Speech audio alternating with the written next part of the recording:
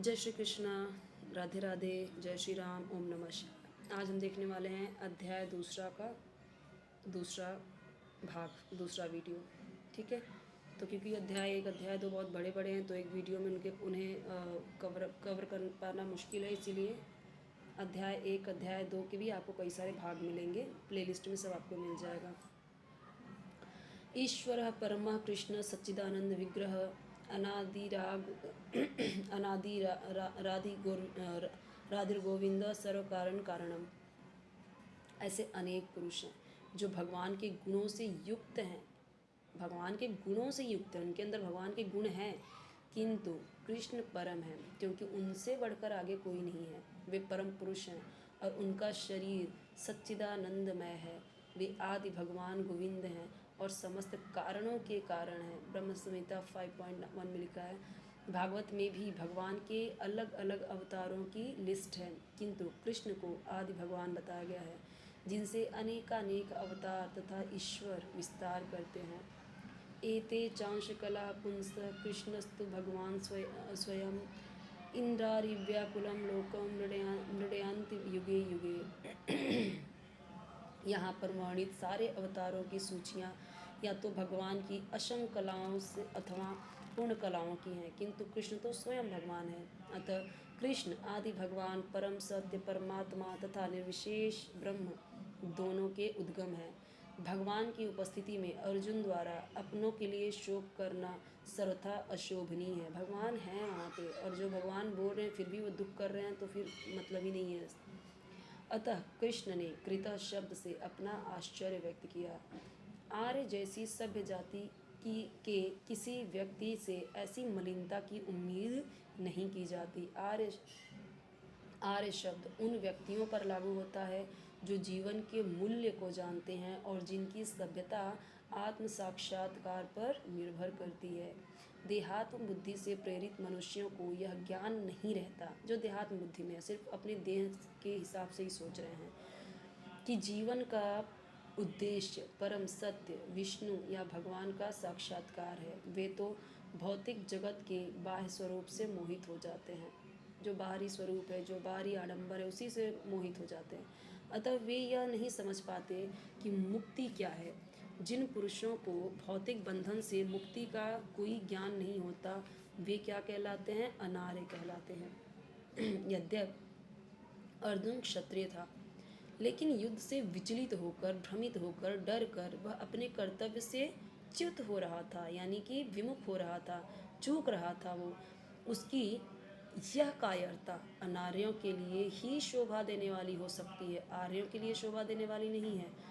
कर्तव्य पथ से इस प्रकार का विचलन न तो आध्यात्मिक जीवन में प्रगति करने में सहायक बनता है, न ही इससे इस संसार में ख्याति प्राप्त की जा सकती है। भगवान कृष्ण ने अर्जुन द्वारा अपने स्वजनों पर इस प्रकार की करुणा का अनुमोदन नहीं किया। इस प्रकार का जो वो करुणा कर रहा है इसके लिए उन्होंने उन्होंने स्वीकृति नहीं दी। क्लैब्यम मास्म गमः पार्थ नैतत्वयुपपद्यते क्षुद्रम हृदय दौर्बल्यम त्यक्तोत्तिष्ठ परंतप। हे पृथापुत्र, इस हीन नपुंसकता को प्राप्त मत हो, यह तुम्हें शोभा नहीं देती। हे शत्रुओं के दमन करता, हृदय की क्षुद्र दुर्बलता को त्याग कर युद्ध के लिए खड़े हो, ऐसा समझा रहे हैं श्री कृष्ण। अर्जुन को पृथा पुत्र के रूप में संबोधित किया गया है। पृथा कृष्ण के पिता वसुदेव की बहन थी, कुंती। अतः कृष्ण के साथ अर्जुन का रक्त संबंध था, तभी तो श्री कृष्ण कुंती को बुआ कहते थे। यदि क्षत्रिय पुत्र लड़ने से मना करता है तो वह केवल और केवल नाम का क्षत्रिय है, और यदि ब्राह्मण पुत्र अपवित्र कार्य करता है तो वह केवल नाम का ब्राह्मण है। ऐसे क्षत्रिय तथा ब्राह्मण अपने पिता के अयोग्य पुत्र होते हैं।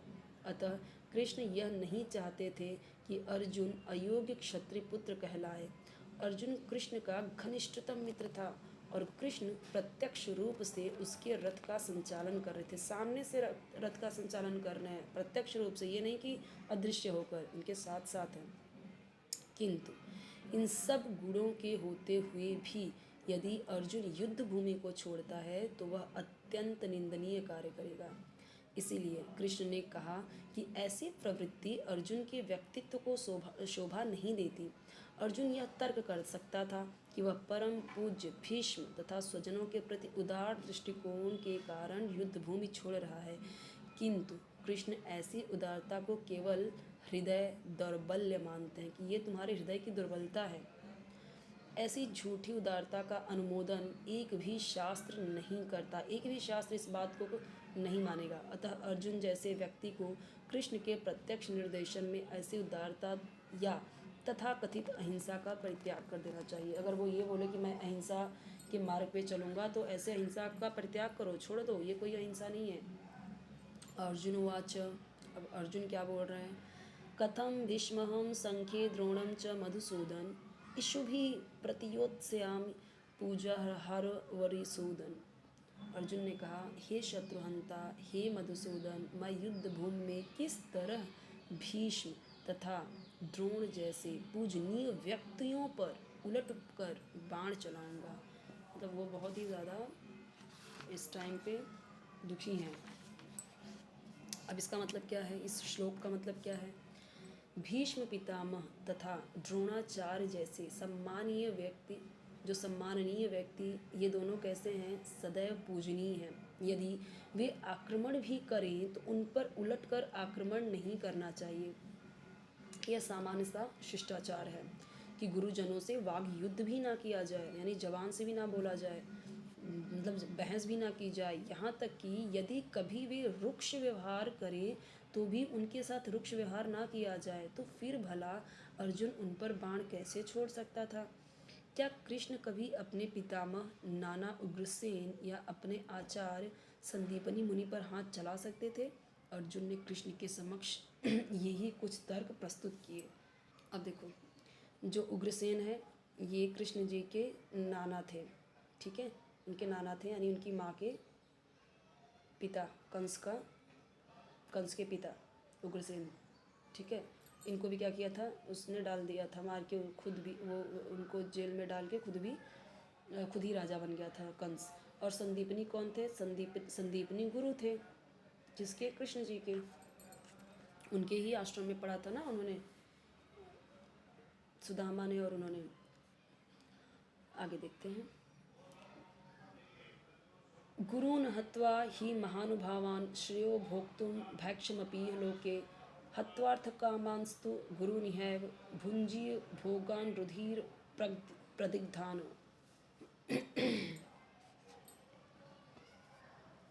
ऐसे महापुरुषों को जो मेरे गुरु हैं, उन्हें मारकर जीने की अपेक्षा इस संसार में भीख मांगकर खाना अच्छा है। भले ही वे सांसारिक लाभ के इच्छुक हों, किंतु हैं तो गुरुजन ही।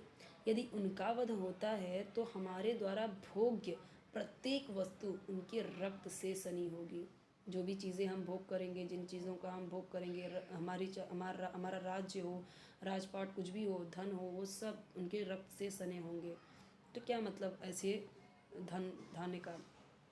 शास्त्रों के अनुसार ऐसा गुरु जो निंद कर्म में रत हो और जो विवेक शून्य हो त्याज्य है। यानी ऐसा गुरु जो निंदनीय काम कर रहा हो, जो बेकार काम कर रहा हो, जो विवेक शून्य हो, जिसके हृदय में विवेक ही ना हो, सोच समझ कर कार्य करने की क्षमता ना हो, तो ऐसा गुरु भी क्या है, त्याज्य है, छोड़ देने लायक है। दुर्योधन से आर्थिक सहायता लेने के कारण, आर्थिक यानी पैसे, धन की सहायता लेने के कारण भीष्म तथा द्रोण उसका पक्ष लेने के लिए बाध्य थे। क्यों? क्योंकि उनके घर, दुर्योधन क्या है, दुर्योधन के घर का खा रहे हैं दोनों, ठीक है। तो इसके लिए वो दोनों क्या कर रहे हैं, उनका पक्ष लेने के लिए, दुर्योधन का पक्ष लेने के लिए दोनों मजबूर थे। यद्यपि केवल आर्थिक लाभ से ऐसा करना उनके लिए उचित न था। आप भले ही आर्थिक लाभ ले रहे हो, पर वो गलत है तो गलत बोलो। ऐसी दशा में वे आचार्यों का सम्मान खो बैठे थे। दोनों ही, भीष्म पितामह और द्रोणाचार्य, दोनों ही आचार्य नहीं रहे, उसका सम्मान खो बैठे। किंतु अर्जुन सोचता है कि इतने पर भी वे उसके क्या हैं, गुरुजन हैं, जैसे भी हैं गुरुजन हैं, वो पितामह हैं। अतः उनका वध करके भौतिक लाभों का भोग करने का अर्थ होगा रक्त से सने अवशेषों का भोग। न चैत द्विद्य कतरन्नो गरियो यद्वा जयेम यदि वाने जयेयुः यानेव हत्वा न जिजीविषाम स्तेवस्थिता प्रमुखे धातराष्ट्र। हम यह भी नहीं जानते कि हमारे लिए क्या श्रेष्ठ है, उनको जीतना या उनके द्वारा जीते जाना। यदि हम धृतराष्ट्र के पुत्रों का वध कर देते हैं तो हमें जीवित रहने की आवश्यकता नहीं है, फिर भी वे युद्ध भूमि में हमारे समक्ष खड़े हैं। अर्जुन की समझ में यह नहीं आ रहा था कि वह क्या करे, युद्ध करे और अनावश्यक रक्तपात का कारण बने। यद्यपि क्षत्रिय होने के नाते युद्ध करना उसका धर्म है, या फिर वह युद्ध से विमुख होकर भीख मांगकर जीवन यापन करे। यदि वह शत्रु को जीतता नहीं तो जीविका का एकमात्र साधन भिक्षा ही रह जाता, भीख मांगना। फिर जीत भी तो निश्चित नहीं है, क्योंकि कोई भी पक्ष विजयी हो सकता है। यदि उसकी विजय हो भी जाए, क्योंकि उसका पक्ष न्याय पर है, तो भी यदि धृतराष्ट्र के पुत्र मरते हैं तो उनके बिना रह पाना अत्यंत कठिन हो जाएगा।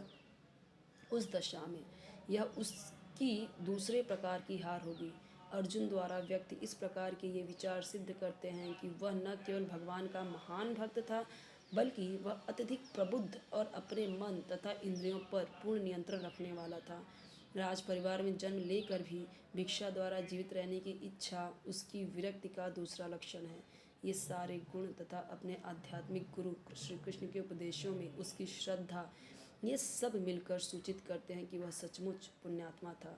इस तरह यह निष्कर्ष निकलता है कि अर्जुन मुक्ति के सर्वथा योग्य था। जब तक इंद्रियां संयमित न हों, ज्ञान के पद तक उठ पाना कठिन है, और बिना ज्ञान तथा भक्ति के मुक्ति नहीं होती। अर्जुन अपने भौतिक गुणों के अतिरिक्त इन समस्त दैवी गुणों में भी दक्ष था। यहाँ से देखेंगे अध्याय 2 का तीसरा वीडियो, यहाँ से देखेंगे तीसरा भाग। जय श्री राम, जय श्री कृष्णा, ओम नमः शिवाय, राधे राधे।